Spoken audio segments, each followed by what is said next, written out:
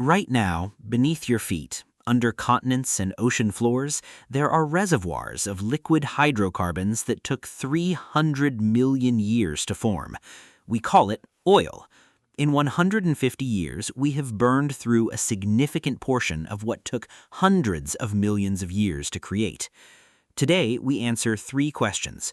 How was oil formed? Why does it power almost everything on Earth? And what happens the day it runs out? Let's go back 350 million years. The continents were arranged differently. The oceans were warm and shallow, and they were absolutely teeming with microscopic life.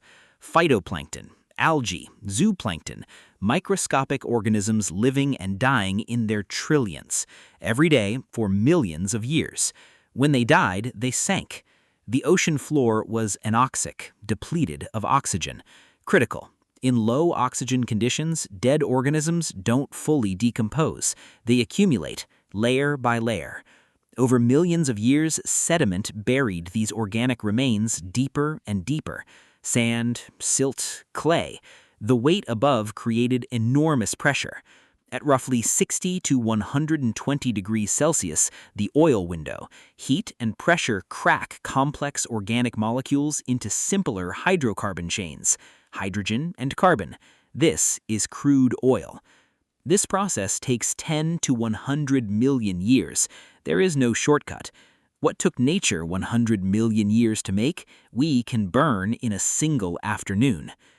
Oil migrates upward through porous rock until it hits an impermeable layer, a tram. The reservoirs we drill into are not underground lakes. They are porous rock saturated with oil.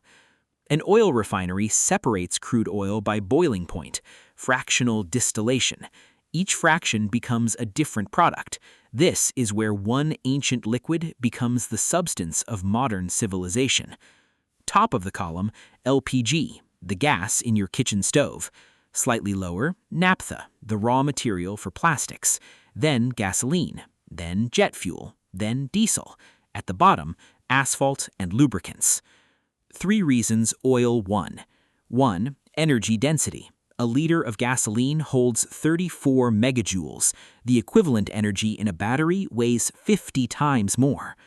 2. Portability. Oil is liquid at room temperature. You can pump it, pipe it, load it onto ships, pour it into any vehicle. Nothing else combined these properties. 3. Versatility.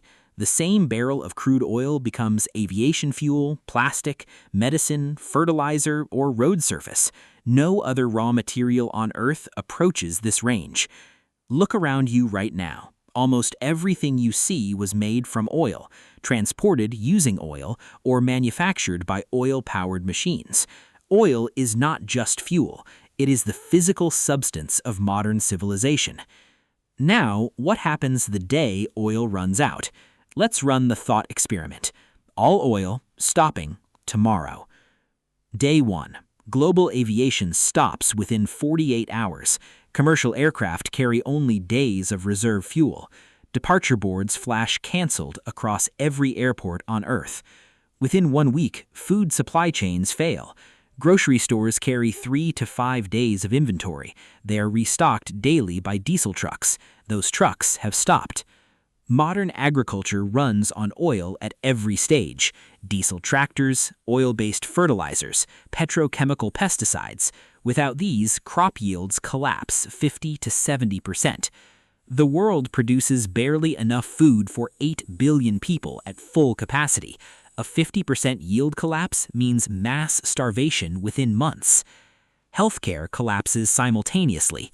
Pharmaceuticals synthesized from petrochemicals. Medical plastics, syringes, IV bags, are oil-derived. Diesel backup generators power hospitals. Within 2 weeks, social order begins to break down in most countries. Empty shelves, unreliable power. The social contract comes under enormous stress. The countries that survive best? Paradoxically, the least industrialized. Traditional farming communities growing their own food outlast wealthy cities dependent on industrial supply chains. But this overnight scenario is not how oil actually runs out. The real depletion is gradual, and gradual is a very different problem. Peak oil. Global conventional oil production peaked around 2005 to 2008.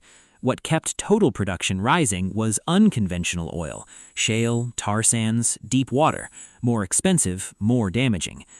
EROEI, energy return on energy invested. In the 1930s, invest 1 barrel of energy, get 100 back. Today, shale oil returns roughly 5 to 10 barrels, tar sands as low as 3. Below an EROEI of roughly 7 to 1, civilization cannot maintain its complexity. Cities, universities, hospitals all require surplus energy above basic extraction costs. Current proven reserves, 50 to 60 years at current consumption, but global demand has risen every decade. The honest question isn't when oil runs out, it's when alternatives become cheaper first. Solar costs fell 90% in 10 years. Wind is cheaper than coal in most markets. Electric vehicle sales growing exponentially. The energy transition is already happening. But solar and wind don't solve everything. You can electrify a car. You cannot electrify a plastic factory or a pharmaceutical synthesis process. Oil as chemical feedstock remains the hard problem. Solutions being developed: bio-based plastics from algae, green hydrogen for fertilizers, bio-based pharmaceutical precursors. None fully scaled yet, but they exist and they're growing. The three real threats from oil are not overnight depletion. 1. Depleting faster than alternatives scale. 2. Climate consequences of continued burning. 3. Geopolitical instability of the transition. 80% of proven oil reserves sit in the Middle East, Russia, and Venezuela. The biggest consumers, US, Europe, China, Japan, largely don't have it. This mismatch has driven a century of conflict.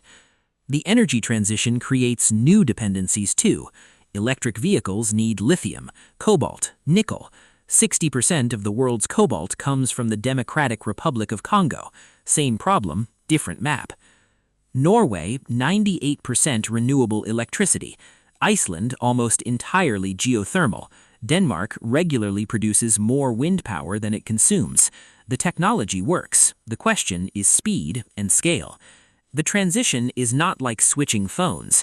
It is rebuilding every road, every engine, every factory, every farm, and every power plant on Earth, simultaneously, over decades. Oil gave humanity something extraordinary: the energy to build modern civilization, to develop medicine, to reduce famines, to enable global communication, billions living longer, healthier lives. And oil is destabilizing the climate. Burning it releases CO2 locked underground for 300 million years. The same molecule that built civilization is now threatening it. The story of oil is the story of humanity using the most powerful energy source it found and now needing to find the next one. The transition is not optional. The question is only whether we manage it or it manages us.